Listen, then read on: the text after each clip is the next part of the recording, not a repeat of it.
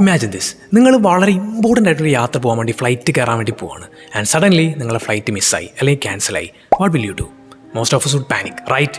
But this man didn't. തൻ്റെ 20s ഒരു കിഡിലെ music business ഒക്കെ ആയിട്ട് മുന്നോട്ട് പോയിക്കൊണ്ടിരുന്ന റിച്ചാർഡ് ബ്രാൻസൺ പെട്ടെന്നൊരു പ്രശ്നം നേരിടുകയാണ്. ബ്രിട്ടീഷ് വെർജിൻ ഐലൻഡ്സിലേക്കുള്ള തൻ്റെ ഫ്ലൈറ്റ് ക്യാൻസലായി. നിങ്ങൾ മനസ്സിലാക്കണം, on the other side his girl friend was waiting for him. നമ്മളെപ്പോലെ ടെൻഷൻ അടിക്കുന്നതിന് പകരം റിച്ചാർഡ് ഒരു കാര്യം ചെയ്തു. എന്താണെന്ന് കേൾക്കണോ? ഒരു പ്രൈവറ്റ് പ്ലെയിൻ അങ്ങോട്ട് സംഘടിപ്പിച്ചു. എന്നിട്ട് ഒരു ബ്ലാക്ക് ബോർഡും കൂടി സംഘടിപ്പിച്ചിട്ട് അതിൽ ഇങ്ങനെ എഴുതി, വെർജിൻ എയർവേസ്, ഒരു സിംഗിൾ ഫ്ലൈറ്റ് യാത്രക്ക് $39. എന്താ ഉണ്ടായെന്ന് കേൾക്കണോ? ബ്രോ ലിറ്ററലി തൻ്റെ പ്ലെയിൻ മൊത്തം പാസഞ്ചേഴ്സിനെ വെച്ച് ഫില്ല് ചെയ്തു.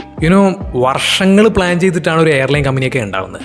But Richard Branson did it in A single weekend. അദ്ദേഹത്തിൻ്റെ ഒരു പ്ലാൻഡ് ലിസ്റ്റ് ഇങ്ങനെയായിരുന്നു: ഒരു വർഷത്തേക്ക് ഒരു പ്ലെയിൻ ലീസിനെടുക്കുക, കുറഞ്ഞ കോണ്ടാക്ട്സ് കീപ്പ് ചെയ്യുക, ഇനി അഥവാ എന്തെങ്കിലും പരാജയം നേരിടാണെന്നുണ്ടെങ്കിൽ അതിനെ മറികടക്കാനുള്ള ഒരു എസ്കേപ്പ് റൂട്ട് ഉണ്ടാക്കുക.